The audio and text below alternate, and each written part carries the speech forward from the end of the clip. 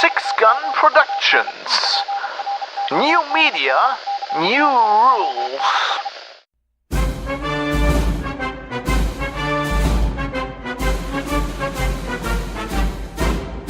This is Geek News Radio, broadcast 60. For Sunday, April 22nd, 2018. 2018 kicking me in the face.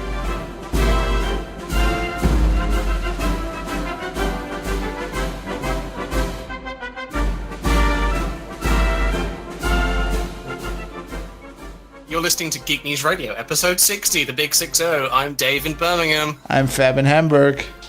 I'm Char in Dublin. We got Char! Woo! I'm giving you a musical intro. Because it's great that you're back, finally. Thank you, guys.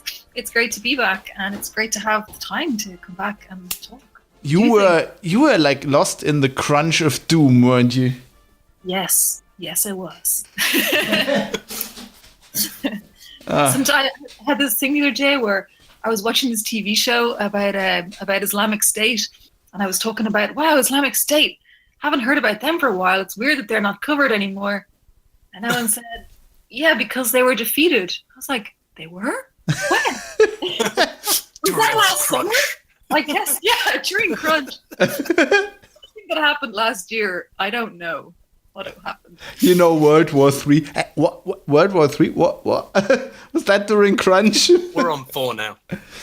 World War III was so last summer. World War IV is a cyber war. It's great. Everything's better when it's cyber. We have many topics. This is a thing we do. We talk about topics. But before that, what are we drinking? I know how we podcast. I'm great. What are you drinking? I have a gin and tonic. And I've had gin and tonics because they're good. Char? Fab. No. I am drinking a really classy can of Grolsch, which Grolsch. all over my laptop screen when I opened it. It shook. Absolutely Daved it completely. Classic. I've done this. I killed a laptop once. Like that. I had I basically poured Guinness into a keyboard once, and it was never the same. Rest in peace. Yeah, Guinness would be really sticky. Just horrible. It was it was a nice keyboard, and then it was like, I can't redeem this. I'll have to in mechanical keyboards, you can take the switches out and clean things. This was not like that. So I was like, well, this is dead. It works, but like kind of. Yeah, you press 3 and it stays down, and you end up taking it was bad times. Fab, what do you have? No, I'm do just you have a Flensburger? No, before I go into that, I just wanted to say Grolsch. I really like that. That was always our go-to beer when we went to holidays in the Netherlands. Do you have one of those plop top bottles? Plop top. No, it's a can. It's just a cheapo can from the cheapo shop. So that's the thing they have in common with Flensburgers, like the plop top bottle. No, I'm not hanging with Flens, although I saw you had one the other week, right? I did. I went to a board game cafe and we played a game called Power Grid, which is about like being efficient with a power network in Germany. So I obviously had the German beer. How did you like it? It was really good. I had loads of them. It was fantastic. And then we went to a cat cafe after, and it was the most magical afternoon I've ever had. Because a cat climbed on my back and I walked around the cafe with the cat on me. It was not gonna lie, like, that's my life done now. I can call it a day. Did you play Power Grid with fun people? We did, yeah. It was good because it's like the standard board game crew of like people. What did engineering or physics? So we were all like, I see the problem. We will try to optimize. But like all of the things you hear people complaining about are just true. Of like, I mean, it's a great simulation of capitalism. For one thing, it's really good because like if you fuck up, you're fucked. If you're poor, like no one around the table cares because you're poor and you can't do anything, and you're poor, so you can't like get more money. Like there's a very clear power curve of like you have to be accelerating at this rate, otherwise you'll be left behind, and there are no catch-up mechanics. It's great. One kind of bullshit thing though is like the map is just broken. Oh, that sounds like PUBG. There are places that are objectively better to start in, and I'm like, we're all terrible. So I could see like that'd be useful to give someone a handicap, being like, well, they're really good at solving this specific problem really well. We'll give them the really hard starting location. But like when I was like, I've never played this game before. And or is that like Australia in Risk? Yeah, it's just kind of like, so like mechanically, there's like you have to pay money to move into cities to supply them power, and there's like a connection fee, which is ostensibly like a function of distance, but sometimes it's not. I assume German geography. I bet they looked at a map and were like, well, there's mountains here or something, so it'd be really hard to build a power line. But like, there's a connection fee. So there are some places with really low connection fees between the cities, and there are some places that have really high Are those in the west of Germany?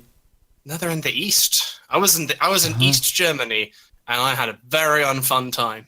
Yeah, well, that's East Germany for you, yeah. Maybe it's not really like a game. It's just like an educational tool of like, isn't this really bad? Yeah, but it's great. Flensburger, really good. Fab, what are you drinking? My mum used to work for a power company. Anyway, I am drinking a Riesling, which is my favorite white wine, 2016, and a very sour, like I like them. It's really good. Sour things are great. It's left over from cooking. I cooked my favorite dish today because I had a day off today. I had actually a really nice day. I took a day off, and Katie wasn't there, so I cooked like my favorite dish. Katie doesn't eat. It's like basically spaghetti al salmone, so with salmon. I had a very similar thing, but I think you put like a mountain of dill on it, right? Yeah, she does. She hates dill and doesn't really like salmon. So I always, when I'm alone, I cook that for myself sometimes, and then I eat way too much. I've massively overeat. And they're like, "Oh no, this wine from cooking. Yep. Shame for it to go to waste." Exactly. That's what's happening. Yeah, and I had a really good day today because we were playing. We have GNR has a PUBG team now. The Forstamt Pochinki. I guess I have to explain that. Forstamt is German for forestry office. And it has a Twitter account, which is basically tweeting kind of vaguely what would seem like real things a forestry commission would tweet, being like, don't start forest fires, or like, it's a lovely day out, let's look at the wildlife.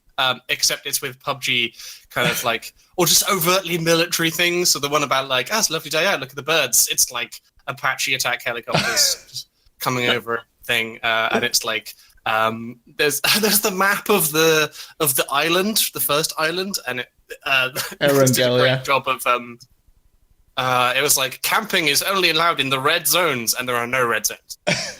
It's a good thing. But you apparently won a game. Yeah, we won a game today, and on Miramar, so on the desert map where it's really hard to win.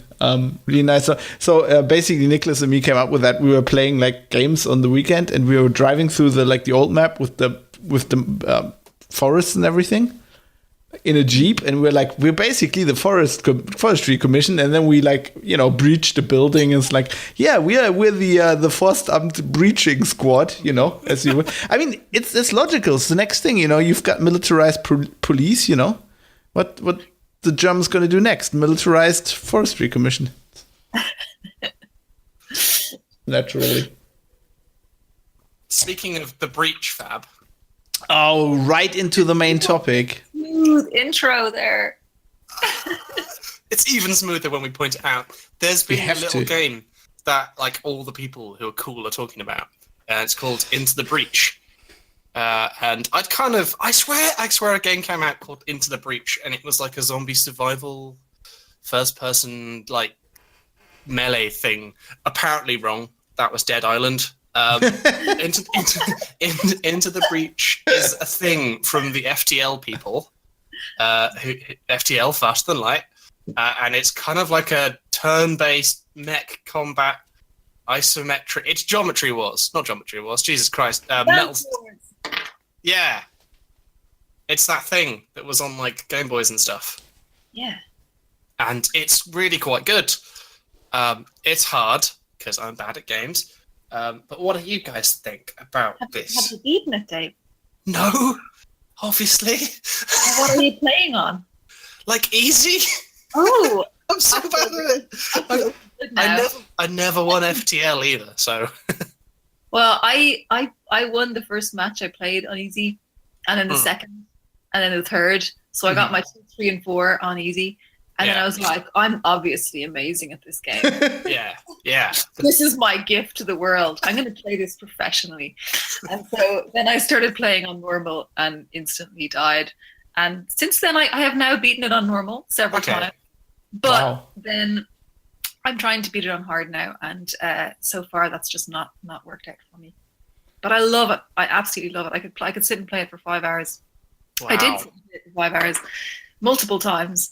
Over the last few weeks. Is it the same every time?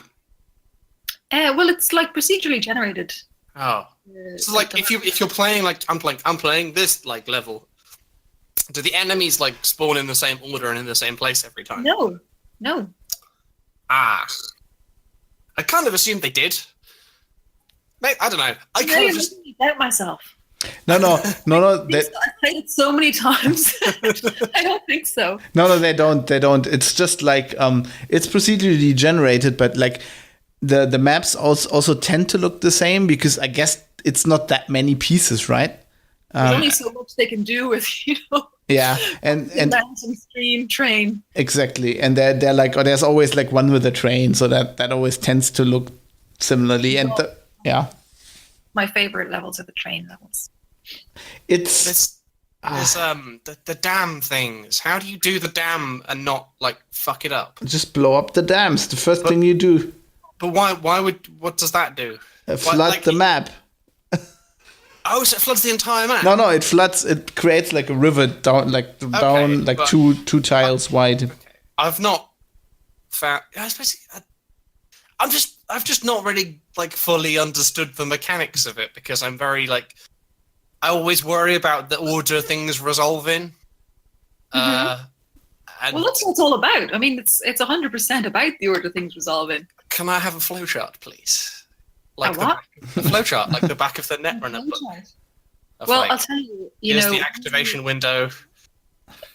When you come over in the summer, I will give you a tutorial on Into the Breach. Good, because I'm so shit. It looks like this game's like, this is my jam. It's giant robots fighting giant monsters. Like, I spend a good 50% of my life thinking about these things. And I'm just like there being like, I'm fucking terrible. All the civilians have died. I'm like, how have I done this? This is so bad.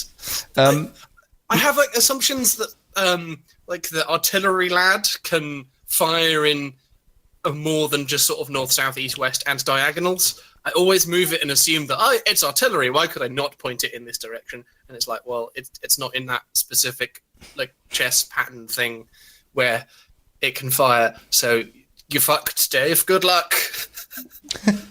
I mean, maybe we should explain in case somebody hasn't played this. So it's a game where you have like 3 mechs, and they're all a bit different. And the map's 8x8 squares, right? Yeah. So you have a map that's 8x8 squares, and you have monsters that come and attack, and you have buildings basically, and they represent the power grid. So you have like a health meter at the top, and when a building gets knocked out, it takes like a point off or 2. And so you obviously need to prevent that.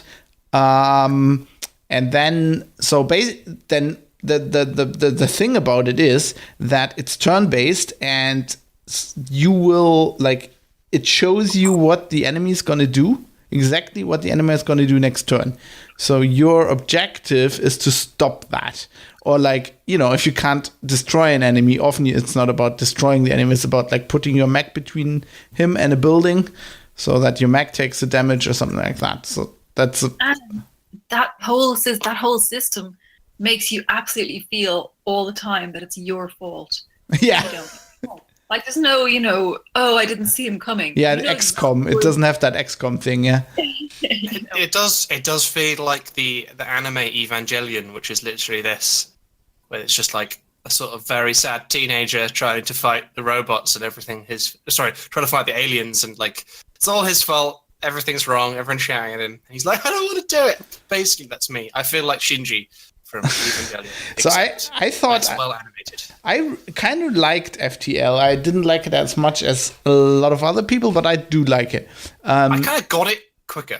I understood the mechanics of it a lot quicker, but like it's far more random. So I thought I never did well at it either. So when I looked at Into the Breach, I thought I would like. I thought I'd like FTL better. That's the reason. One thing we need to mention is I didn't buy Into the Breach. They actually gave us a review key. Oh, paid promotion. So that's why I'm playing it, because I thought it wouldn't be along my alley, mostly because of the theme. Like I wasn't I wasn't as much a fan of Pacific Rim as apparently everybody else.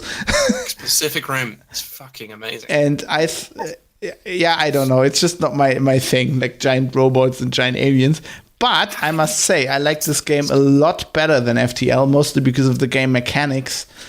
Because as we've said, it points out everything, and it feels a lot more strategy game to me than FTL. FTL I played more to have like stories develop. Yeah, and I mean, and also like FTL had like time-based things in it. Oh yeah, God.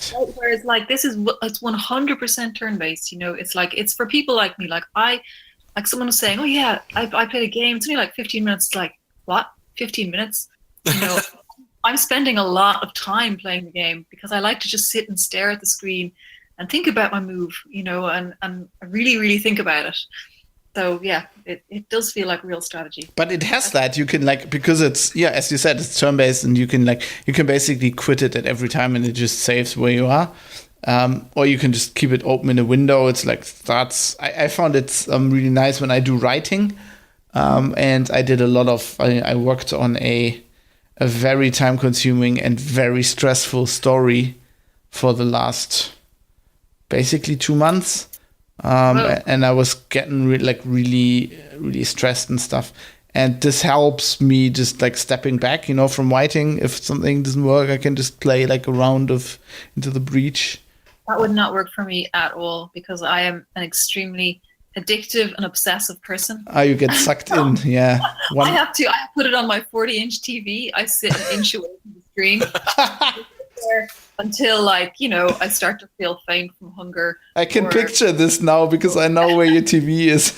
Yes, because you've been here. So yeah, you can see the whole situation, and it's not a pretty sight. Let's just say. So you're covered in cheese dust, and I actually normally I'm like that as well. But with this, for some reason, I can just like put it away and just go away. For some reason, I have the problem I currently have with PUBG. Like when I start playing that, it's like I start playing at I don't know, on the weekend. It's like I start playing at 3 in the afternoon with some guys, and literally the next time I look at the clock, it's like 2 at night, and I'm like, what the fuck happened? And we didn't even win.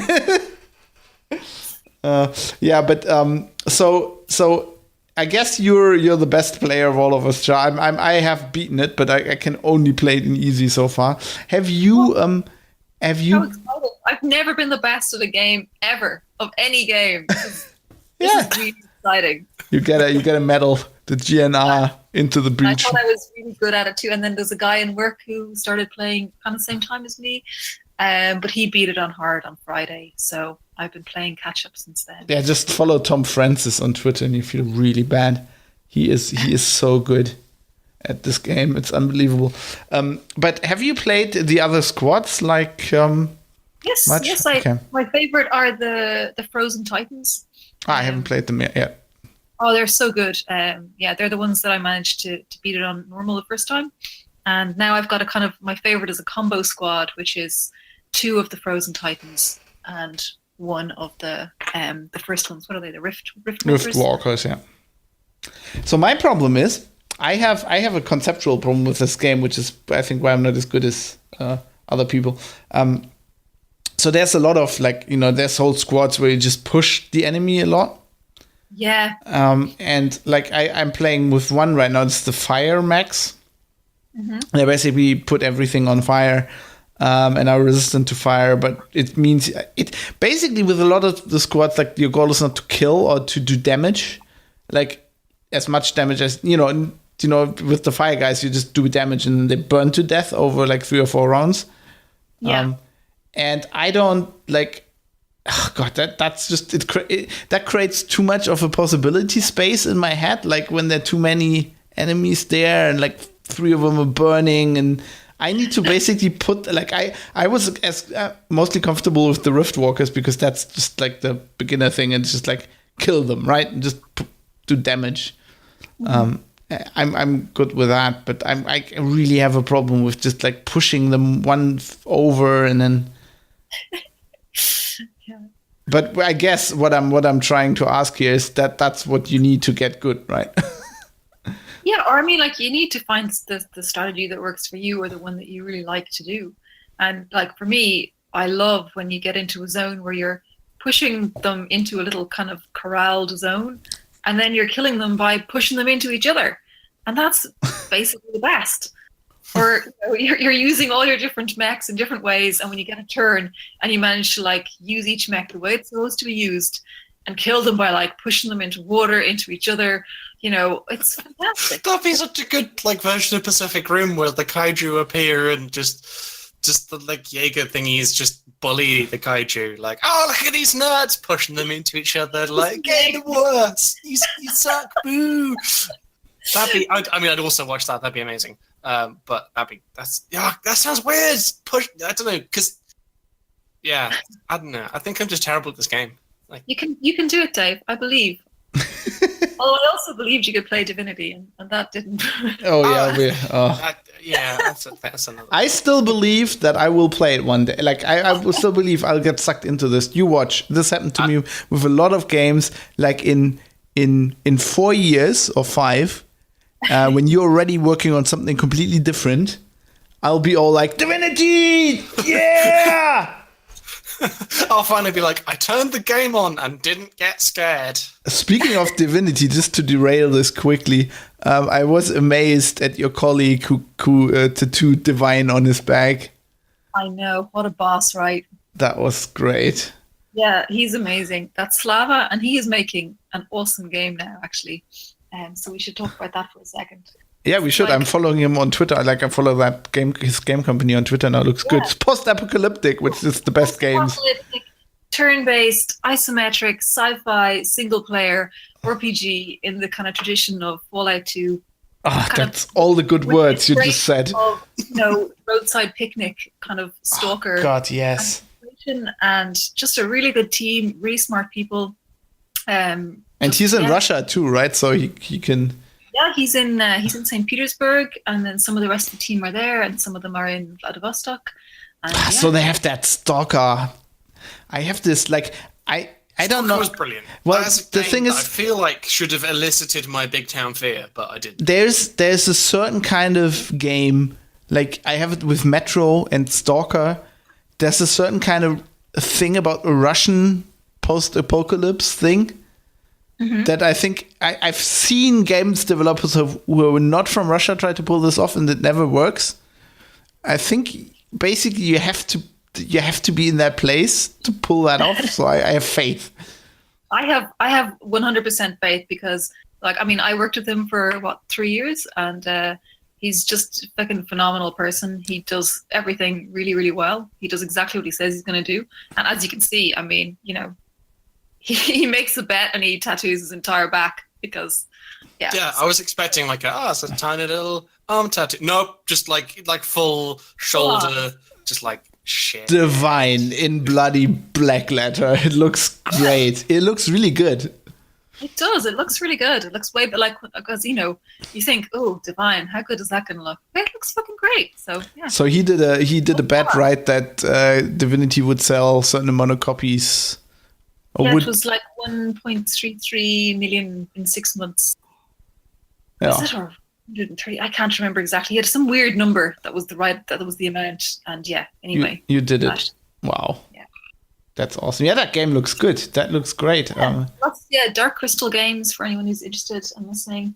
And the game is called Encased. We will follow them. I will stalk them. Yeah, that looks amazing. Yeah, just quickly back to Into the Breach. What I really like about it is the story. I mean, it's a strategy game. It doesn't have much of a story, but like what it has, it does a lot with like not much text. With the little combat barks, like you. Yeah. The pilots, you kind of feel a real connection. Like Bethany, Bethany's my girl. I'm kind of fond of the AI. The AI is great. So when your pilot dies, you just have the AI left, like your max pilot by an AI, and they're great. Or there's like robot dudes, and they're like, I'm promoting this subroutine to a full routine. I love it like that when you drop in or whatever the little things the people in the building say. Yeah, that's great. It's like, whoa, the cavalry's here. I'm like, don't get excited. It's not gonna go well. I like that. So the whole thing is like. So Earth has obviously been like on the brink of being destroyed. It was almost destroyed before because of like rising water levels. But now these aliens have arrived.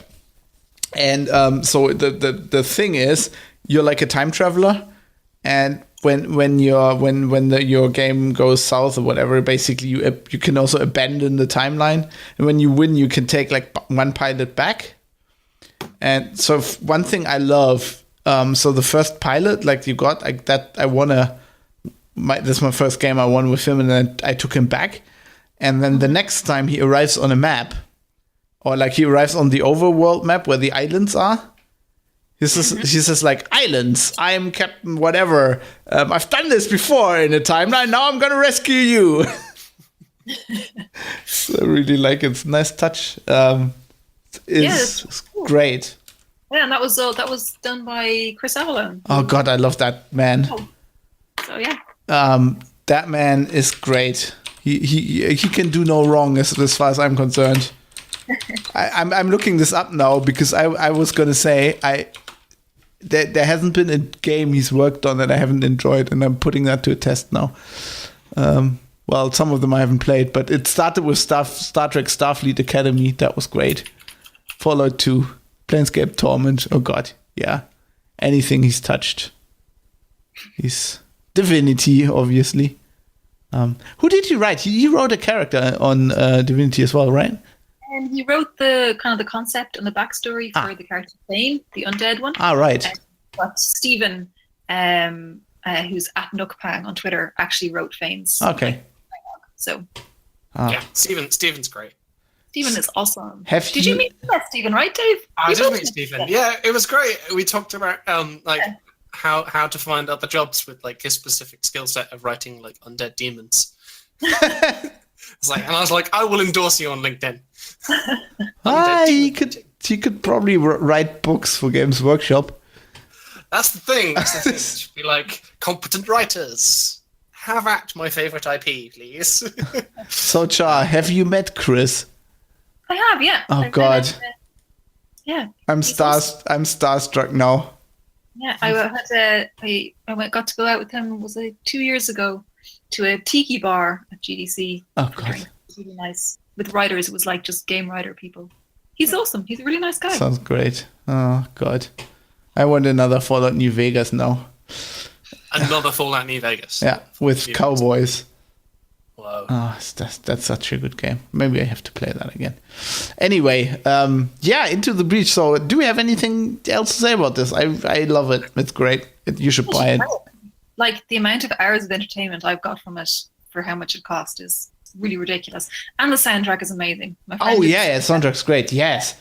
Ben Punchy, and it is phenomenal because I can keep listening to it. The amount of hours I've played, and I'm not bored of the soundtrack at all. I actually look forward to listening to it, and I feel a sort of patriotic surge of mech pride when I hear it, like, boot up. So yeah, it looks like such a small game. Mm-hmm. It's like it's in a window per default, and it's like pixel art, and it just looks like something. Okay, this is gonna I'll get enjoyment out of this for like the next 3 hours, maybe. That's what it looked like to me. I knew that wasn't right because I heard like Tom Francis talk about this on Correct and Crowbar, and I knew that wasn't right, but that's what it looked like, and I couldn't have been more wrong. It's more like 300 hours. And yes, I have to say the soundtrack is amazing. I got it when it came out and I played the game. I immediately saved it in Spotify.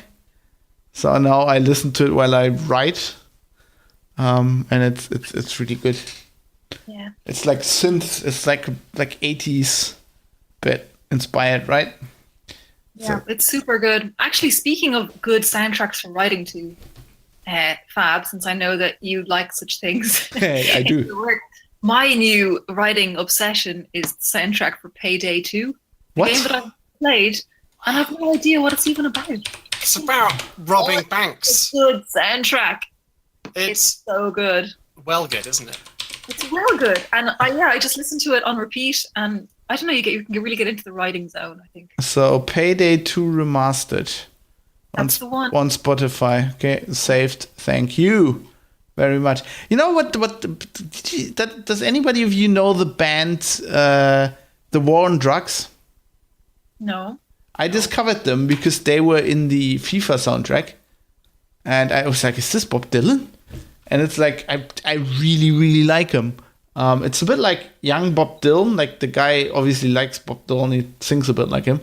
But like with like modern rock, music. It's really nice.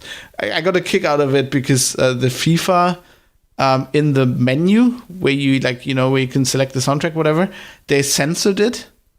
Mm-hmm. So it said The War on D ********************************** S, which just makes you think I was like, are they called the War on Dicks?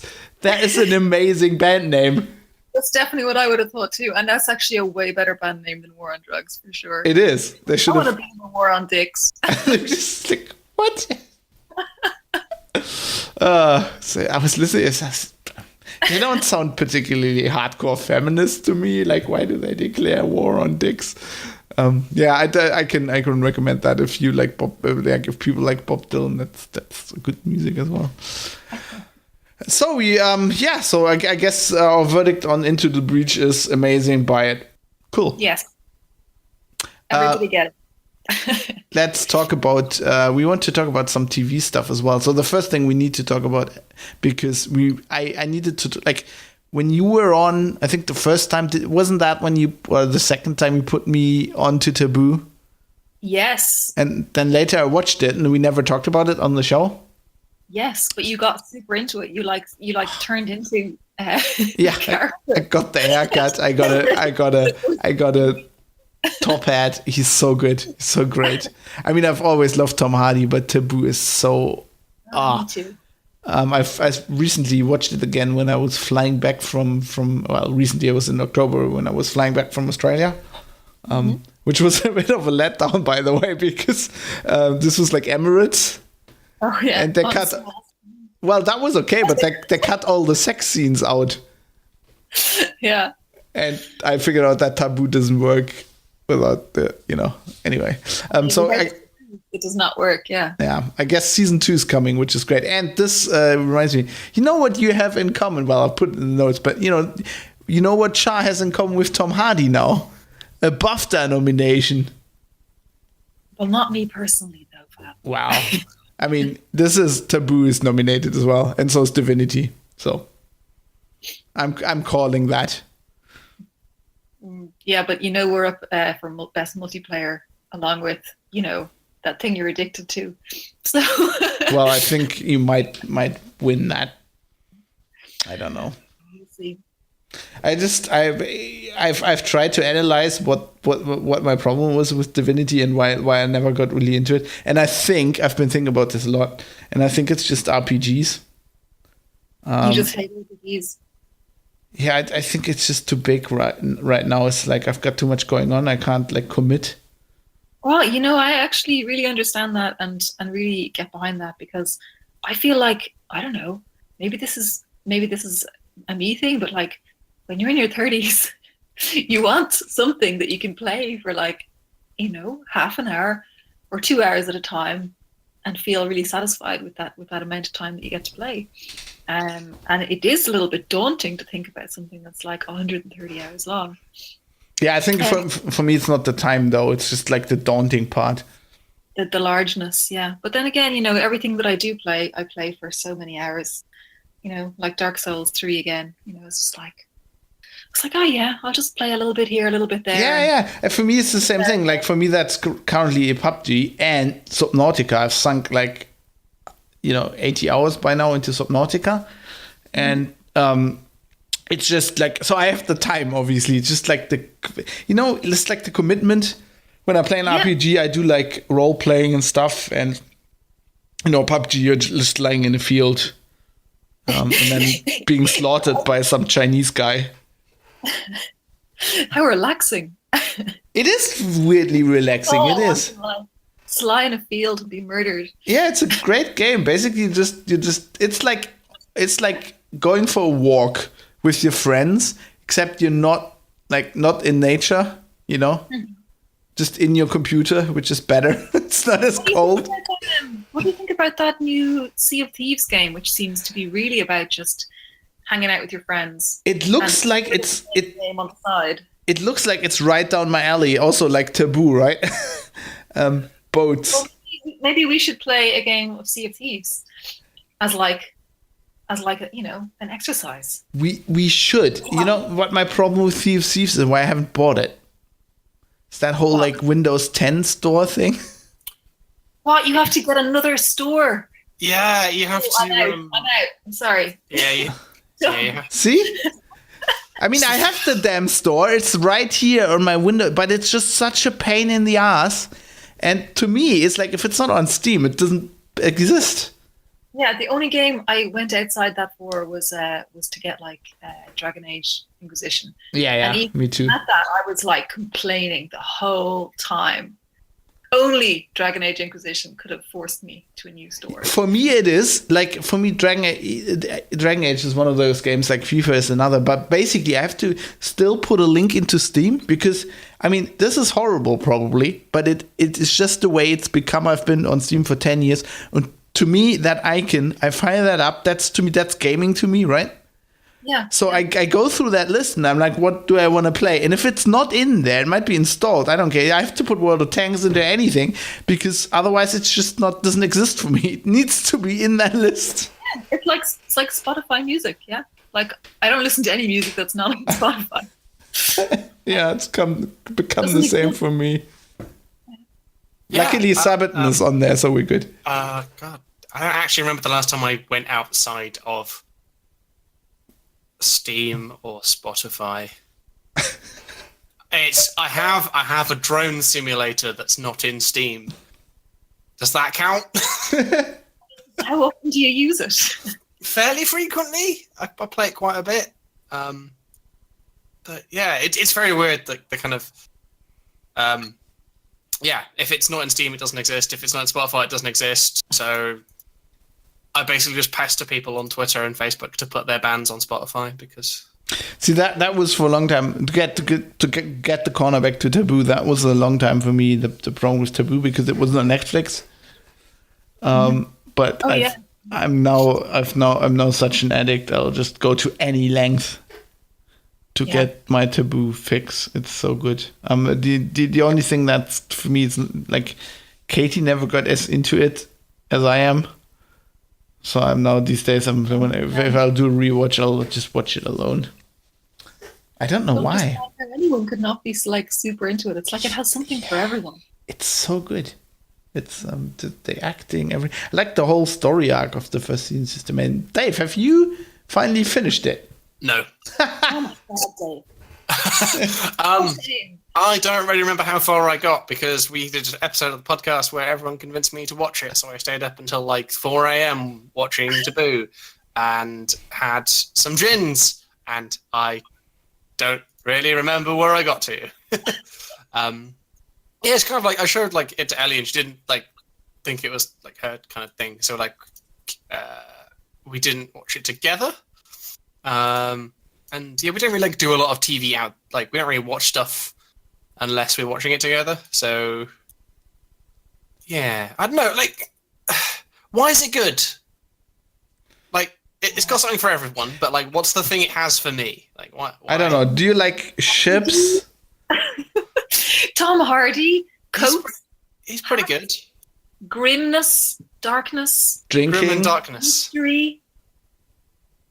Yeah, I don't know. I kind of like. Yeah, Top hats, The coats. heart of the English Empire, Yeah, okay, it does have that. the Okay. East Okay. India Trading Company. Yeah, I Oh, don't. It kind of just. It kind of feels like there's British shows that are like really dark, and it's like that's the genre of it's a thing from the UK, and we made it really gritty because that's what we do now. Like all of the kind of crime dramas, and I guess this just feel like I don't know. Sometimes I feel like they're trying to be like dark for the sake of being dark, and maybe that's. Oh. Being dark.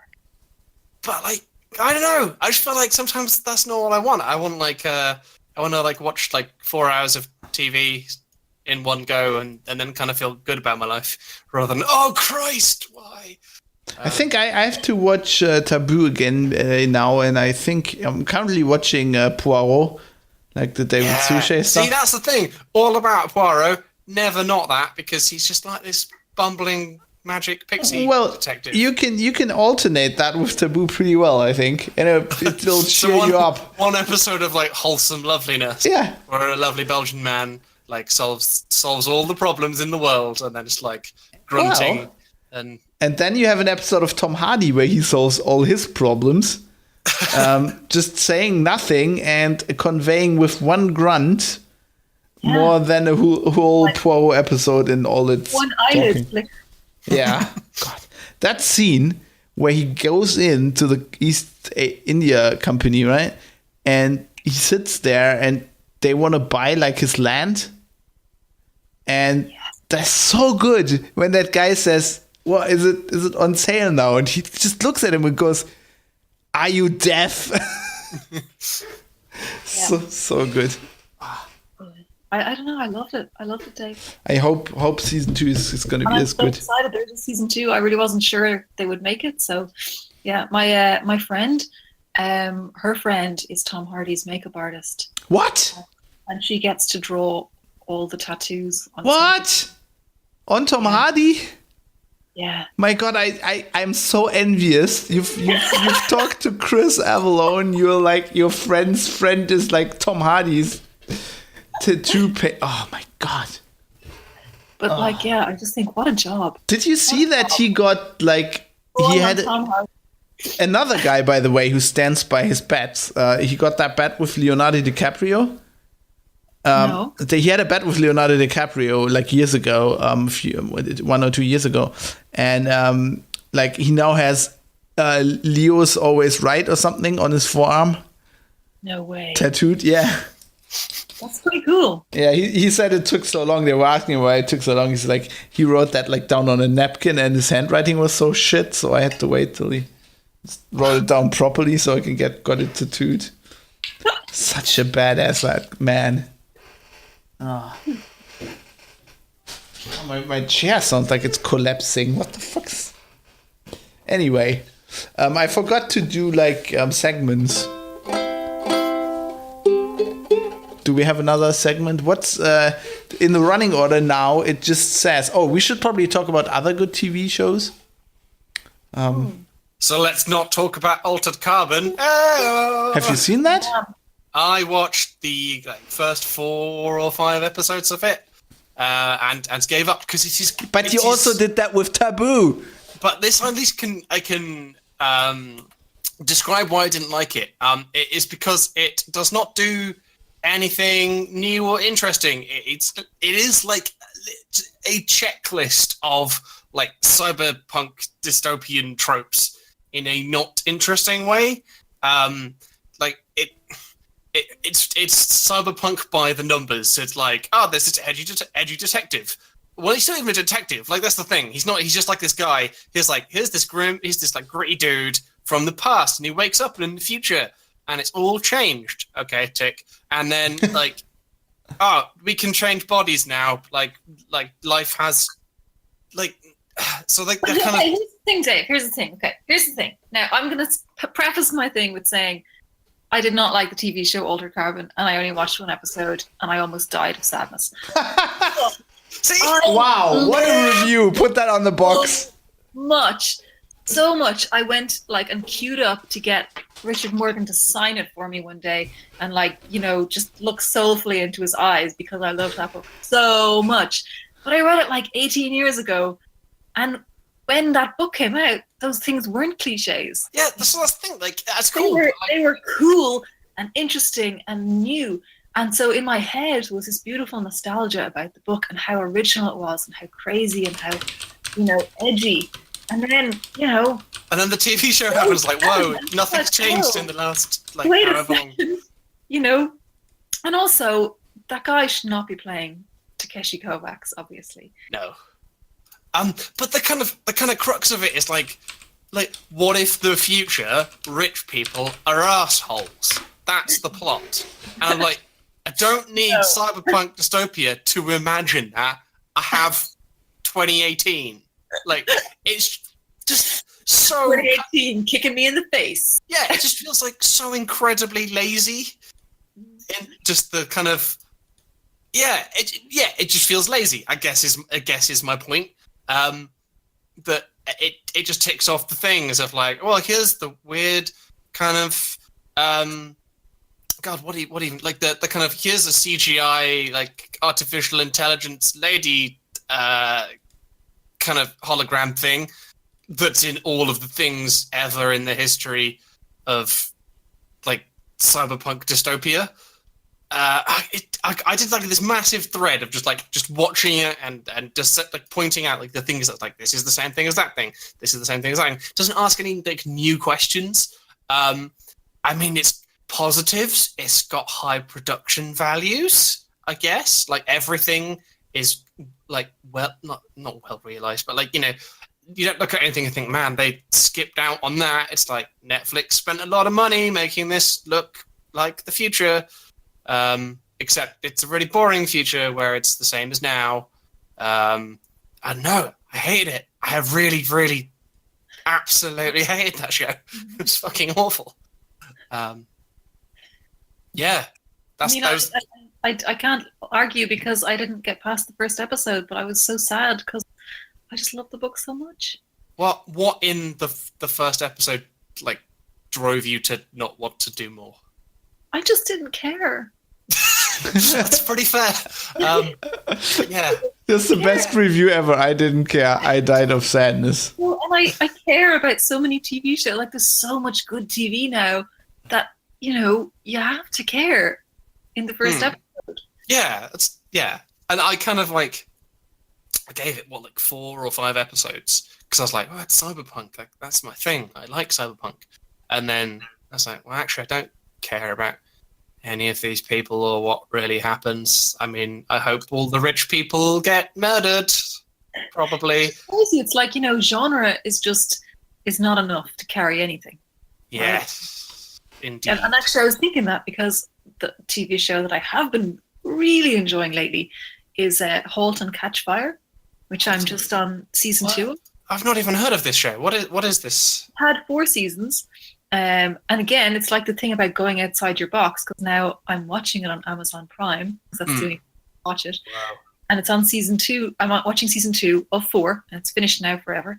And it's about the people who made personal computers in the early 80s. Right. Now, it's not a documentary. It's a it's a fiction. It's a drama about these people's lives. But it's and I'm oh, how boring. But it's so good because it's just all about their relationships and the power dynamics between them all, and it's just amazing. And it's it doesn't matter that they're making computers in the early 80s. They could be, plowing fields in the 1500s, and it would be just as interesting because it's about the people and what their relationships are with each other. So, fantastic show. That sounds great. What was it called again? *Halt and Catch Fire*. That I get that. That's a good name. I like that. I've heard about this show a lot. Explain the name to me. I never got the name. Please tell us what it means. So halting. So the kind of so halting in. Listeners are going to correct me on my computer science knowledge. Halting is a property of a program that's basically will it ever finish? So there's this classic problem called the halting problem, where so people like Alan Turing asked, is it possible to create an algorithm or a system or a program that will work out if any program that you write will ever finish. And basically, it's impossible to do it generically for everything.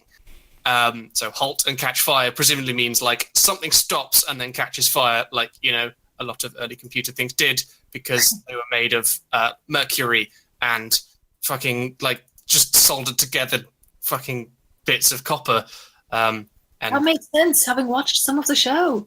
Yeah, computers are cool. It's so fantastic, and it really captures that kind of feeling of, you know, discovery and invention and being on the edge of something new and exciting and great, like in a way that Altered Carbon, the TV show, just has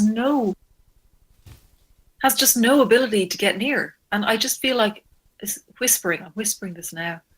I don't know if I care about genre anymore. I don't know if I care about whether something is fantasy or sci-fi or not. I just want it to be good. You just want it to be. That's a noble cause. I just want the good things. Does the show have Mercury delay lines, which are the coolest thing in history? It might, but so they were like, how do we make memory? How do we make a thing remember a thing? And they were like, well, I guess the speed of sound in Mercury is really quite slow. So they made these long tubes of mercury, and they'd store Sounds bits. completely safe. They'd store bits like zeros and ones by sort of putting a pulse of sound down a mercury line and then read it out at the other end. Mm-hmm. And then they just like keep doing that. Like they'd be like looping it back around. Like they detect it at one end and then like retransmit it from the other end. And that would be memory for like RAM of like, we need to know these things. So then they'd have to like synchronize their programming over like, well, in like 8 seconds time, or like this number of cycles time, we'll actually get the data back from the, it's just like the most old school computer thing in the world. And I love it because they were just like, yeah, Mercury, that's going to be a really great way of doing our programming. It's just these long tubes of highly toxic things. It's just fantastic. I think you're going to be super into this show. I think if you go and watch an episode, I think you're going to be like, whoa, how did I live without this? Okay, I'm in. This sounds fantastic. This sounds like my jam. Yeah. So it's on Amazon, right? Yeah. Ah, cool. That's convenient. Yeah, I got that now too. Another good show. Okay, Dark is also really good. It is. I haven't seen Dark that is yet. really good. Loved them. I like Dark, despite I had just issues with my brain. Because it's German? So yeah, literally, it's the problem is that like it's all German names, and they're a little bit similar as well. They're all these like, spoilers ahead. If you don't want to know. If you don't want to know what happens. There is time travel, so you're like, that character is obviously like the older version of this character, who's like come back in time, or like went back in time and is now like aged more, and they have different names. So in my head, I'm like mapping all of these weird German names, which are just probably normal German names, but to me, cool and new. What are the people called? God, what even are they? Shit. Stefan, Christian, Wilhelm. Almost certainly, yeah. And I'm just trying to like map these names I don't come across very often to these characters that like there are multiple actors playing the same character, but at like different points. But I basically like had to keep referring to like a character list. But it was good. It was good. I got very scared the first time you see the like time machine-y experiment thing. Where there's the kid and he's got like the thing going around his head and that whole where they're storing him. That gave me the heebie-jeebies. I was not having a fun time watching that because that was distinctly unpleasant. Yeah. But yeah, dark for the sake of being dark, but like it's in the name, so I let It's okay if it's German, right? They're Germans. Yes, that's allowed. They're German names. Just put German names in it and it's... Yeah. I really should see this. This is amazing. I'm on a podcast with 2 Brits and I haven't seen the German show. What the fuck did you just say? 2 Brits? I was waiting for that. Oh, you didn't know that, did you? Fabian? And breathe. There was this whole thing. We're lucky we're not in the same room right now. I would have a Golsh can thrown at my head. Yeah, I don't know. I don't know why. I think it's because it's a bit scary. Yeah, it's way scary. It's way scary. You can't watch that on your own. Like, well, I did. Because again, Ellie's not super into the scary things. So I watched it all in like 2 sittings. I'm not into the scary things.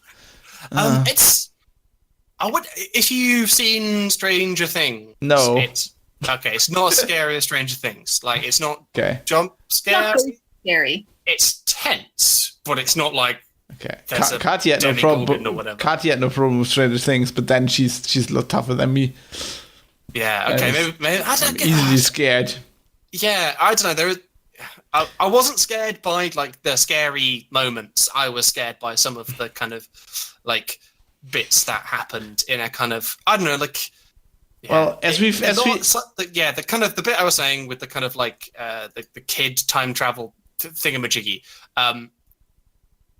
That it reminded me a lot of a scene from the Channel 4 BBC drama Utopia. There was like this horrible torture scene in it that like I just couldn't watch. I was just like, no. Yeah, the eyeballs with the bleach. Yeah, I have and stuff. The chili and the salt or whatever, the sand, and it's like, nah, I'm not okay with this. It's really too much. Deeply unpleasant. I would very much like this to stop now. But yeah, so it reminded me of that, but it didn't go too far down that kind of. So as we have figured out on the show before, the only stuff I can stand is underwater. Oh, so if there were people drowning, you'd be fine. That's okay. Like underwater horror is okay. I've been looking at a game. I've heard about this game called Scavenger SV4. Right. Which is basically like this, where you're in a ship orbiting a planet, and then you send like PC Gamer reviewed that recently. You send down like a probe, and it's like a rover thing, and it's really grainy. Yeah, this thing looks really cool, doesn't it? Well, it's like you bring shit up, and then stuff happens on your ship, like really scary stuff. And this game looks really interesting, but I think I couldn't play it. It'd be like Alien Isolation. I just can't fucking deal with it. Okay, so now I have to watch Dark as well, right? Okay. Well, yeah. I mean, I don't know. I mean, it's a bit spooky. Maybe watch *Halt and Catch Fire*. Well, maybe I'll just watch it with Katie. I'm okay with like. Yeah. She's tougher than me, so she can like protect me. You can hide. Yeah. I'll just crawl up in the blanket in front of the TV. Okay, one other TV show that I wanted to mention. By the way, your reaction to me saying that I hadn't seen it was amazing. That was awesome. Anyway, sorry. Yes, another show. Yes. My reaction to you not watching it. Yeah. That wasn't the reaction. That was distinctly not the thing. That was not the thing I was reacting to. What were you reacting to? That you called me a Brit. Oh. I did? Yeah. You Brits. Yeah, true. I did. Yeah. Well, see it like this from my perspective. You're over there. You're over the water. We had this whole thing called like the past. The past was big around here. Yeah. So what would I say? A British person and an Irish person? But I need to. I was gonna lump you in. I need to lump you in. English speakers. I should have just insulted you in German. So we have a term. So there's a German term. It's usually just for English people, but like Inselaffen. Is it Dummskopf? No, Inselaffen means like apes from the island. Island. Perfect. Yeah, island apes. That's nice. It's crazy, yeah. Char, I am very sorry. That's okay, Bob. I forgive you. I forgive you in a way I would not forgive an actual British person. It was still an amazing reaction. Yeah, you didn't have any hams in the skin in the game. So there's some sort of situation with the sound that will destroy people's eardrums. Maybe you need a sort of trigger warning or something. I leveled it out. At next minutes, you may want to turn the volume down. It's all good. I'm not saying like the reaction was so amazing that I'm not quite sure I wouldn't do it on purpose if I had to, just to get the reaction. Oh, somebody else did that to me today. Well, that's why I'm so primed. I'm primed. Okay, what was the other show? Sorry. Hey, the last one is an actual documentary called Wild Wild Country, and it's about a cult in Oregon in the mid 80s, the Osho cult, and it's just fascinating. It's a 6-part documentary. Oh, it's a real proper this cult. Real documentary about a cult in the 80s, and you're just watching it, and like there's the main guy, Osho, Rajneesh, who's like, your absolute standard model factory issue guru guy, kind of small Indian man with big beard and eyes and a soft voice. And then you've got his sidekick, which is this woman called Sheila, and she's from Australia. You know who she is? You're going to watch this, Fab, and you're going to say the exact same thing that I said after one episode. She is Christian Avasarala in reality. Huh. She is actual Avasarala. Huh. I feel like she must be what Avasarala was based on. Just that is how much she is Avasarala. It sounds great because I'm super into culty things. Me too. I've not even heard of this cult. I know. I had barely heard of them, but when you actually watch this show, there's so many of them, and they did such crazy shit for so long.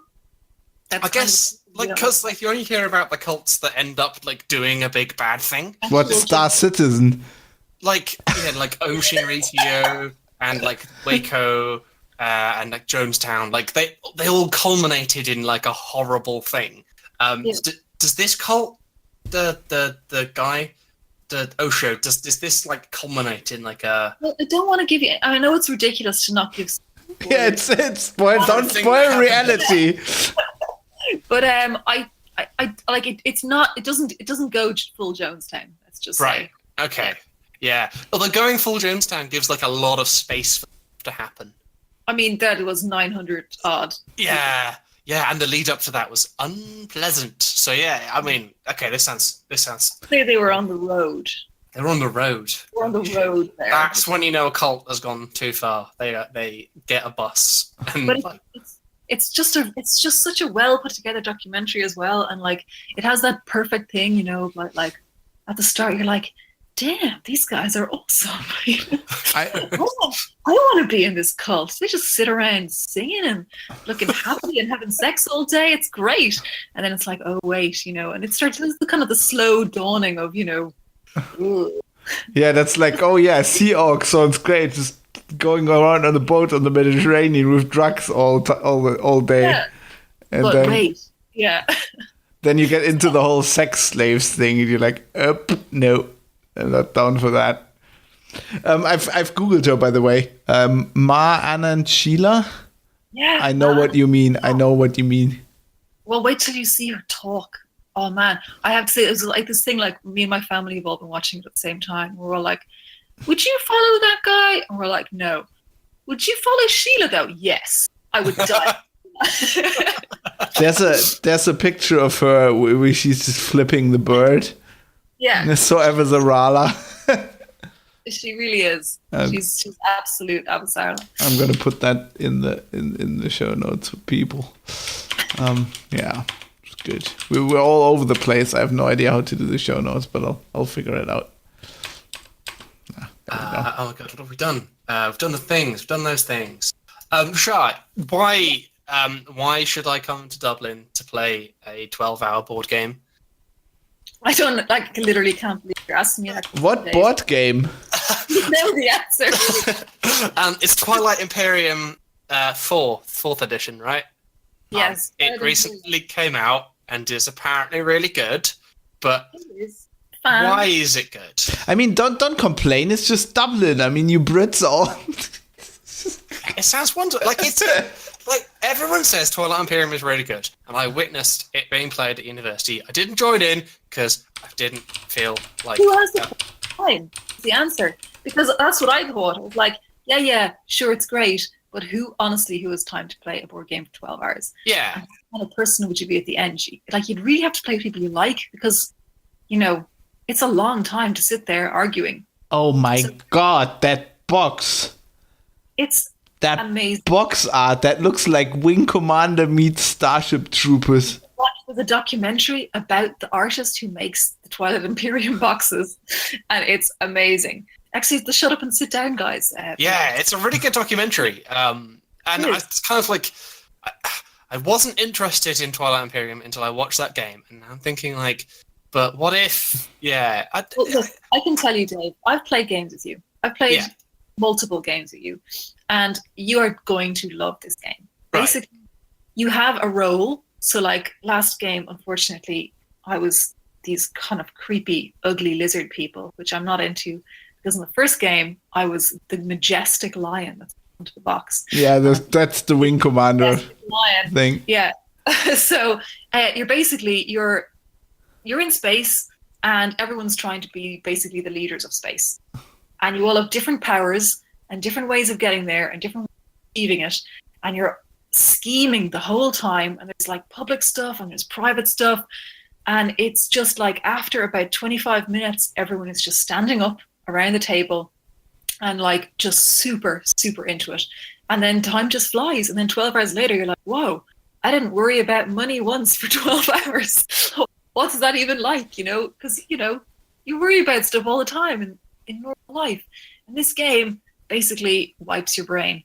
And all you can do is worry about the game, but in a really fun way. And if you've got a good bunch of people to play with, like which we have, it's majestic, and you're going to love it. It looks good. I'm not usually, as you know, into board games, but that looks really good. You keep posting about this on Facebook, right? That's the game where like the table's completely covered in shit. We've played twice now, which, you know, you think, oh, they've only played twice, but that is 24 hours of playtime. So quite a lot. I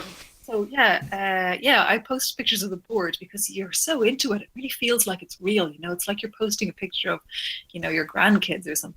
Like, look what we've done. It's got little starships. Yes, many different types of starships, and a war sun. The war sun is the best. Why? What does the war sun do? Why is the war sun good? Build up to the war sun. I mean, it's going to take you 8 hours at least to be able to build a war sun, and you need many technologies and lots of money and all kinds of stuff. One second, just to clear this up. You're saying war, like WAR, right? War sun, yeah. SUN, okay. That could have been misunderstood. So yeah, if you get your war sun out on the table, you're feeling like $1 million. Oh, it's amazing. And then it gets blown up by the rebels, right? There's no rebels. It's good. all bad people vying to be on top. Yeah, like real life. Just like real life, yeah. This looks great. This looks good. Yeah, it's fantastic. This looks like it, with KTME played, that it would probably end 16 years of happy living together. Like, there was a moment in the last game that we played when Owen had control. There's like this whole thing of having control of the central zone, and there's like this thing where every turn, like a rule gets drawn, you know, like a kind of a legislation that we all get to vote on, and like it was basically like kick whoever's in the special zone out and destroy all their ships from the central zone, and like all of us voted on it to happen except Owen, because obviously he was the one there. And he didn't say a word for a good hour and a half after that. Yeah, it was really crushing. I like the mirth, the mirth in your voice as you say that. It's a fantastic game. I don't know, like, and like, for example, like Sarah, you know, my good friend Sarah, who both of you met, right? Yeah. The last time. So like Sarah, you know, she wouldn't have played like a huge amount of board games like us, but she kind of, you know, took the challenge to kind of hop into it, and was kind of worried about playing a board game for 12 hours, but really, really loves it. So, yeah, I think everyone could love it if they play with the right people. Space Conquest. I can't imagine anything worse then sitting at like some con with a bunch of real stuffy con kind of people. Smelly. Who are just like really into like looking at the rule book and telling you how you're wrong. You know those people? Like, Yeah. I think playing with them would just like, I can't even imagine. You mean Warhammer players? Warhammer players. It would be actual hell. Actual hell. Oh, this reminds me, by the way, since Dave is into World of Warships, have you seen the space warships? Yes. Oh my god, it's so good. I've not played it yet. And World of Warships, it's now in space. It's Space Battleship Yamato, the show, but in like game form. I haven't played it, but it looks amazing. It's just basically they took World War II battleships and put them in space. Yeah. Except they're kind of like they've updated like the fighters and stuff on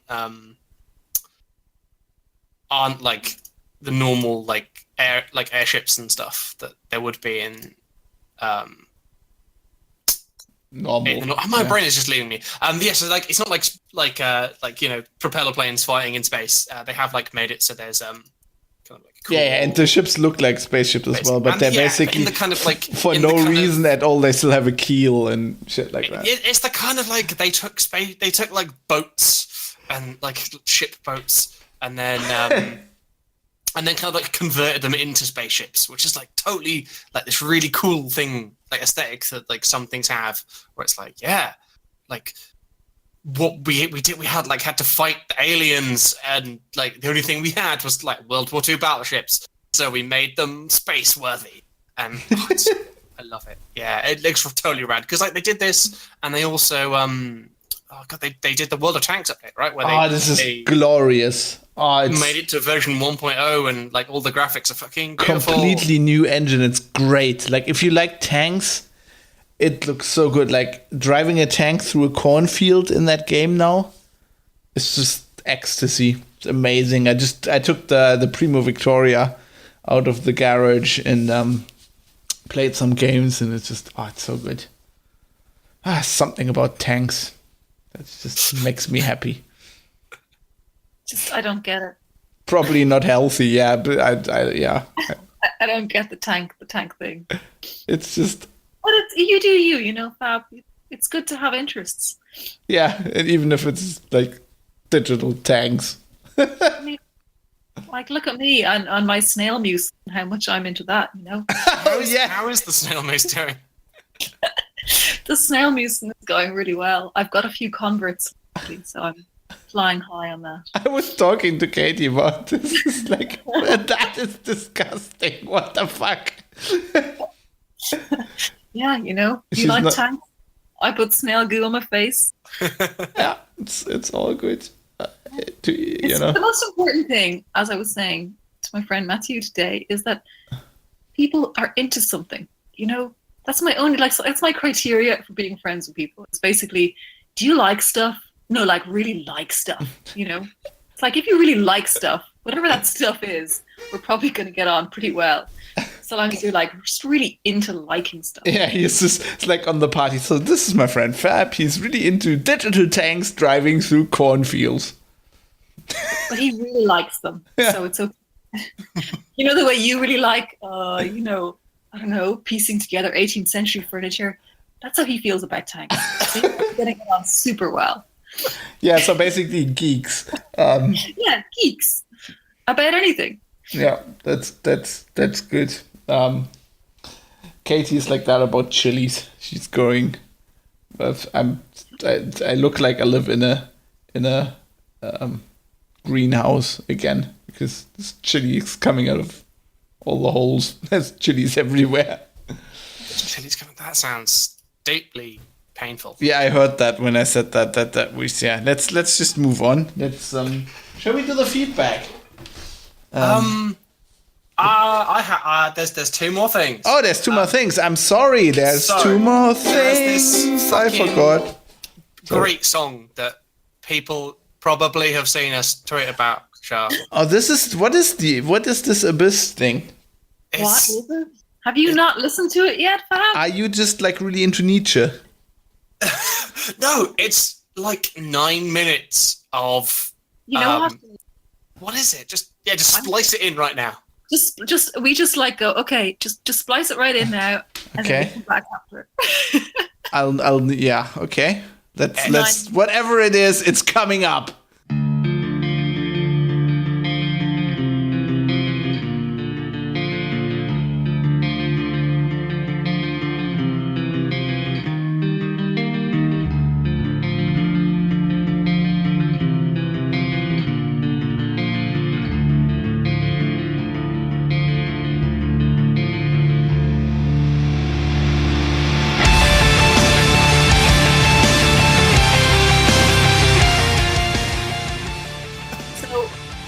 You're gonna like this song, I'm pretty sure. Like, I find it hard to imagine that you would not love this song. The song we just heard, yes. I think I don't know. This is weird. I can't talk about it because I haven't heard it, but everybody else has. It's what would you call it, Dave? Is it power metal? No, it's really because like you look at it and it's got that weird writing that is super black metal writing that you can't. Really... Holy shit! Is the band called Chill Magogner? Yeah, it is. Oh God! And it is a 9-minute thing that has no words. It will lift your heart and throw ground at the same time. It's like got many feelings. And remember the first time you heard Carolus Rex and he does the sky bit. Yeah. And you feel like you feel your fist clench. Yeah. And you're like squeezing your eyes shut and looking up at the clouds. It's basically that. It's basically that for 9 minutes. Wow. I'm not sure I'm prepared, but I will listen to this. And everybody else will just have heard it. So they've got one up on me. And we'll need to talk about that next show then. Maybe I'm like, that was horrible. That's the worst thing anybody ever did to me. It avoids the metal tropes that you don't like. Oh, that's good. It's not like angry lads shouting about how great metal is, which honestly is a good 95% of metal. And Spotify Discover Weekly likes to show me that stuff. Something Thor. Something. Much, yeah. Like Asgard, this isn't everything great. This is so good. My Spotify is so broken for me. Like it can't recommend anything. So I actually have a playlist. This is great. This playlist, I shared it. I'll put a link in the show notes. So I have a playlist on Spotify that is my songs of 2017. You know, and that playlist is basically hillbilly country and power metal. And that's such a left field thing that Spotify, ever since I've listened to that, Spotify can't recommend anything to me. It's just like it's out. It's like it can't. It's just it can't pass. Mine is just these days. It's just like how many angry people shouting in languages that have lots of accents and umlauts can we put in a playlist? And I'm like, I like this, I like this, I like this, and I don't know what any of them are saying. So it's pretty good, but yeah, I kind of see your point. So so just to read you the first few artists from this playlist, right? Starts with Billy Joe Shaver, then Sabaton, Kiefer Sutherland, Billy Joe Shaver. He's a musician as well. Billy Joe, yes, he's a good one. I always forget that. Billy Joe Shaver, Eric Church, Sabaton, The Highwaymen, John Prine, Billy Joe Shaver, Sabaton,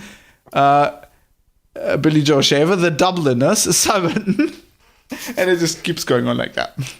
It's basically country, Sabaton, country, Sabaton, country, Sabaton, Deer Tick. It's great. But yeah, you should. Well, I mean, you will have listened to I Am the. It's great. I will. But yeah, it's a weird kind of. I want to call it like prog metal. I don't know. It's really weird because it's not angry. It's not like a thing. It's got like. It's not like progressive metal and like we've used a weird time signature because we can and we think it's cool. But it's like, well, we kind of just played guitars for night. It's prog metal because it's like what prog rock was before it turned into like the Knights of Camelot ice skating. This sounds which is a real thing that happened in prog rock in like the 70s or something. and it wasn't a good time. As you described this, it sounds like the part of the concert where Katie just leaves. It's like, we play guitars for 9 minutes, but I'm completely into that, so yeah, you might be right. Yeah, it could be good. I think you'll like it, Fab. Cool. And then the other thing is, right, you were playing Netrunner. Oh yeah, Netrunner, yes. Yeah. I want to know like what's going on with Netrunner these days, because I kind of put it in a box. I would love to tell you, Dave, but I would have to say that my game today with Aiden was the first game that I played in like 10 months, maybe. Oh, wow. The last time I played was with Aiden, with the same decks. Oh, wow. Okay. I am not up to speed on the current state of Netrunner. Oh. But Aiden was showing me some really exciting decks. They won with over the weekend at like a kind of championship thing here in Ireland. Yeah. And yeah, there is definitely some interesting stuff going on. Most of the interesting stuff is around them taking cards out and changing rules so that stuff can't be exploited so much, because that kind of started to lose interest a bit last summer when the championships, like the world championships, were on. Yeah. And it was the same corp and the same runner winning. Like, was the top 10 was the same corp, the same runner. So yeah, it's really cool. I like got super back into it today at lunch. I was like, yes, Netrunner. How have I been parted from you for so long, darling? You know, feeling. But yeah, I can't tell you about Netrunner because I'm only like only from like kind of listening to Aiden do I know what's going on. Cool, because yeah, I'm just sort of looking at it from the outside, being, oh man, it'd be nice if I knew what was going on there. But oh god, there's so much to kind of like learn at this point. Like relearn. I feel like I've not really played anything at all with 2.0 standardy gubbins. I don't even know what it means, let alone what it means for how I play things. So I got like sort of baffled by all of it at this point, and I feel like the longer I leave it, the less I'm going to understand when I come back. Yeah, well, that's the thing. Like, it is one of those things that like the people who were in at the ground floor absolutely have a massive advantage, because you know, you learn stuff slowly over time and it's kind of soaks into your brain. But that said, like, I was with Aiden the first time they played, and it was like, you know, a year and a half ago or so. Still caught up all the way up, so way past me now. So yeah. So guys, what have you looked at Artifact at all? Oh, the Dota card game. Yeah. I did, and then got to. So it's a Richard Garfield. Yeah, the Magic guy, right? The Magic guy sort of went. Well, to the Valve. guy who designed Magic, he's not actually Magic. Yeah, well, he's pretty Magic. He designed like Magic. He's pretty Magic. He did a thing. What did he do? He went to Valve a while ago and sort of disappeared into the maze. The hive mind. Yeah, and then has come out they announced it a while ago, but like it's more details have emerged like this week. And he's built a card game about Dota 2. Well, but apparently it's not like it's it's got a Dota 2 theme, yeah. and it's got the characters in it, but like the mechanics do not represent, say, a game of Dota. It has lanes, though. It has lanes, which is a Dota thing. But I kind of lost interest when he was like, oh, well, there's still booster packs. Like, that is still a thing they're going to be doing. Yeah, they're gonna use Steam Market for that. I thought that was interesting. They're going to do, like... God, what are they going to do? They're going to do... there's going to be booster packs, but there's not really going to be rarities of cards. So, like, in Magic, powerful cards are more rare, so you have to buy more. Like, inflates the price loads because, like, people want to have these good cards to be competitive, but they can't because they're just you pull them out of packs less frequently, which is supply and demand. Supply and demand, capitalism, the card game. A great simulation of capitalism, as you said, yeah. But like, I don't want that. I don't want to do the tradey bullshit. Well, they don't have that. Like the car, there are like what you said. I think there's like rare. There's going to be no rarity. Well, there's going to be like rare artwork, I think, and people. Yeah, like it's all going to be cosmetic. Like mechanically, there's no rarity. Kind of like Dota, yeah. And I just still don't care. Question mark? Because it's not a living card game?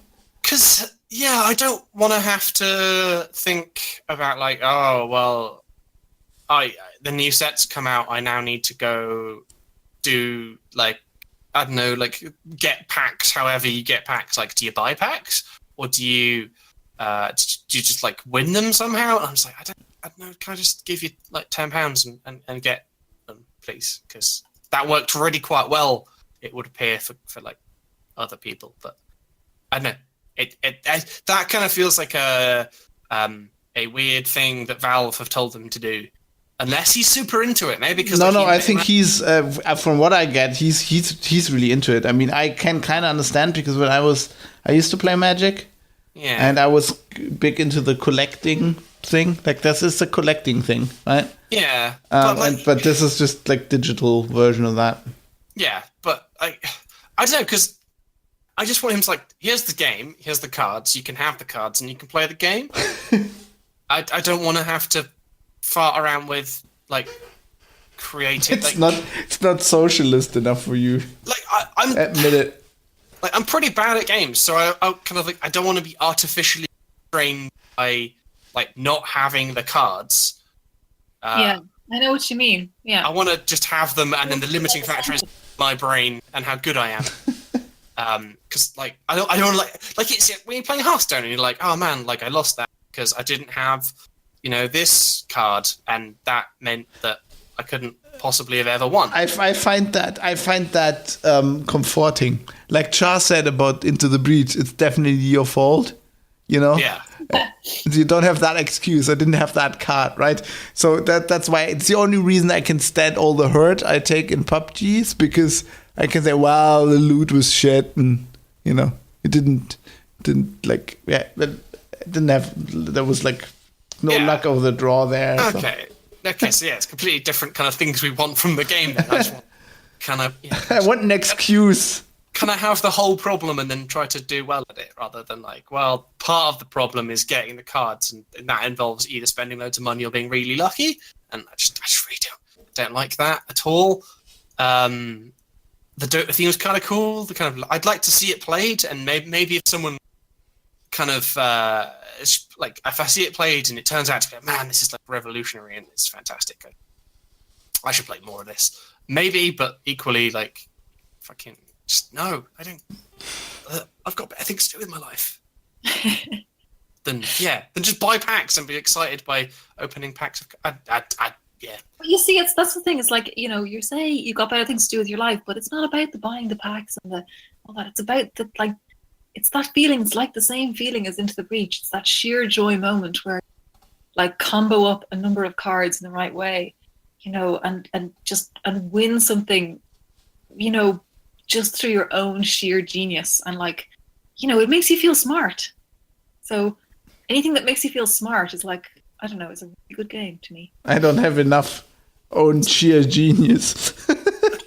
Well, this thing, I'm not good at games myself. I'm just good at a few games, and I'm terrible at all other games. But the ones that I am good at, like, I don't know, they really make me feel really good. And I don't know, I think that's like one of the important things about it. I've got nothing to add to that. Shall we do the feedback now? That was perfect. Sorry for destroying the conversation. No, that was perfect. That was just... Sun's up. Let's do the feedback then. And we've got nothing on Twitter. This is not on brand. I mean, I didn't specifically look through Twitter. Okay, you do the Discord. I look on Twitter. Okay, so we have many Discord on the show. Discord is where it's at. Just take your time, right? I need to fire this up. There were 2 bits from Joe, because Joe has been working through the backlog of episodes that he's not been on. And apparently, episode 57, where I got really angry. Oh yeah, that was a good episode. Continuing the saga of people really enjoying it when I get worked up about things, which is, I guess, fine. But at some point, I'm like, but that's like my mental, like, it takes brain power and like emotional energy to do that. So I can't do it forever, otherwise I'll just become like a shouty wreck of like, fucking everything's just terrible and I can't fix it. But he also has like more kind of like constructive stuff. So we were talking about painting things, because yeah, that's what we do. And he comes out with like a bold statement saying that he doesn't paint with too thin coats, which is, I think, ridiculous. But yeah, I think I said I don't. Yeah, do that, you don't do too thin coats, but I do, and I'm like. And apparently Joe, who is an excellent painter, is endorsing not necessarily using too thin coats, but he is saying that priming, he does go for like black for dark colors, white for light colors, and then a sandy brown intermediate, rather than Fab's like everything will start black, and I will mercilessly just paint 4,000 layers of white to get this white. Yeah. I don't have time for. I just like to hurt myself. Yeah, but Joe really liked your kind of like impressionist style, with like brushstrokes being visible. It just makes me happy. And I think that's the main thing. Because yeah, Joe does like a lot of non like Warhammery painting. He paints just like figurines and like model things really well as well. So he does that. And then yeah, finally the kind of thing of like don't batch paint anything more than 5 to 10 models. He totally agrees with that, because he's still currently working through the the big commission of Eldar stuff. Still the Eldar stuff, my God. Yeah, because it's just so many things. Like, I do not want to ever do that, really. It sounds like a surefire way to kind of kill my enjoyment of a thing by making it my job, or get paid for it and feel obliged to do it.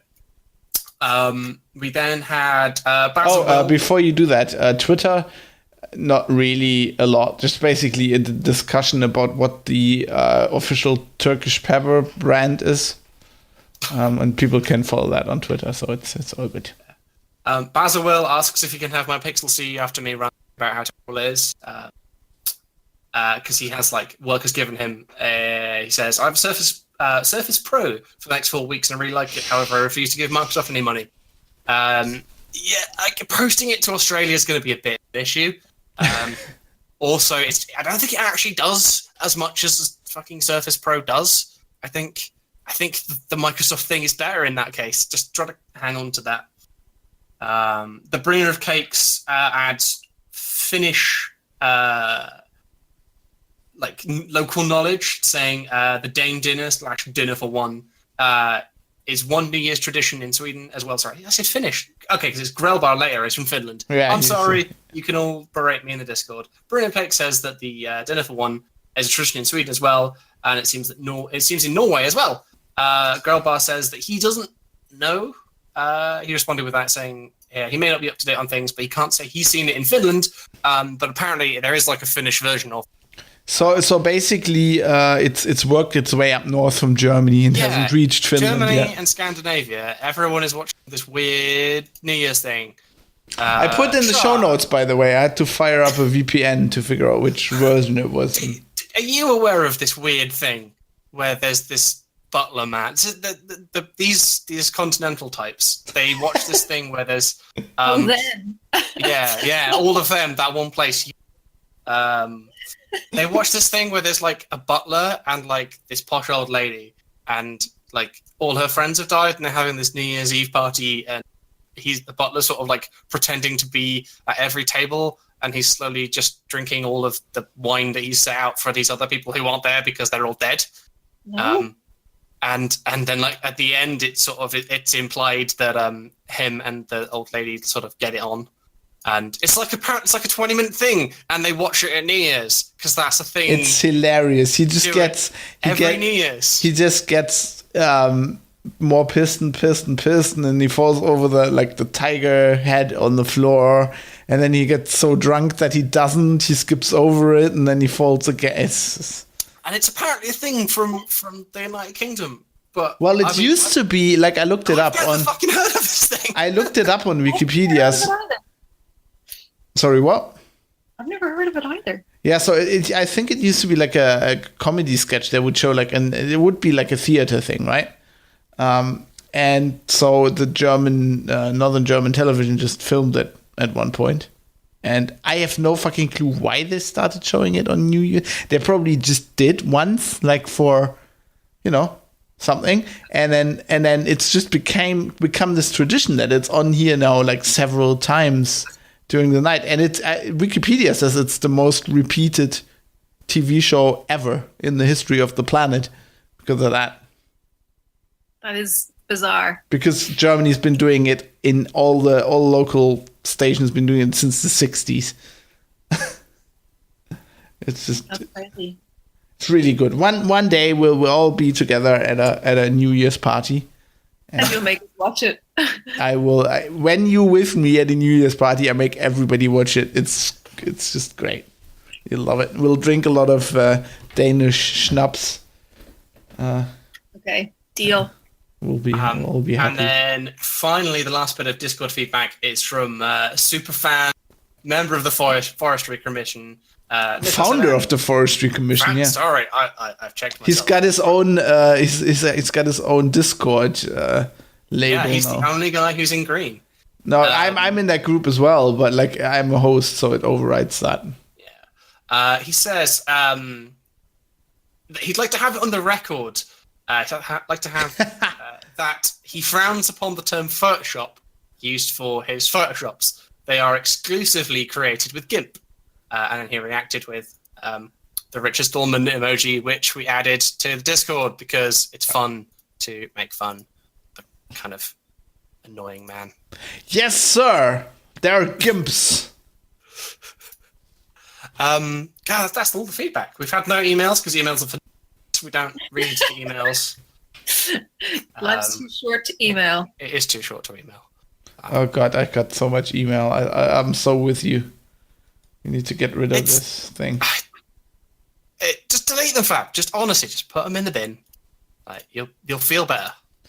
I'm at a point in my work, in my frustration with this, where I honestly I'm thinking about deleting the people who sent me email. Whoa. It's not the medium's fault, is it? That's quite a hard line stance to take. Forestry Commission in the house, everybody on the floor. Yeah, that's like the show, unless anyone wants to derail it. This is a challenge. I think we derailed it quite good. I just want to say I'd love having you on again, Char. We need to do this more often. Yeah. Well, now that I'm a person again.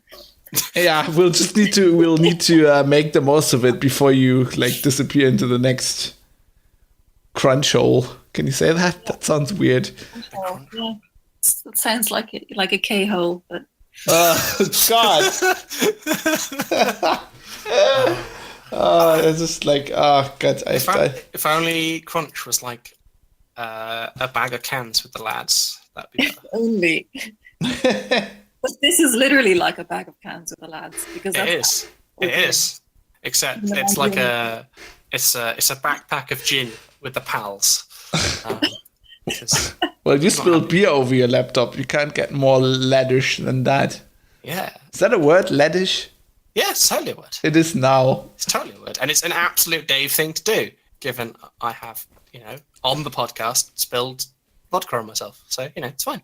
Oh yeah, and there was the White Russian incident. We named the show after that, which was like still maybe one of my favorite names for an episode. That was good. Yeah, that was really good. Yeah, cool. I like it. It's great. And we'll be back soon, and I'll endeavor to get Char on the show. And next time I will be so nice and not call you a British person. I'm really sorry about that. Never again. Really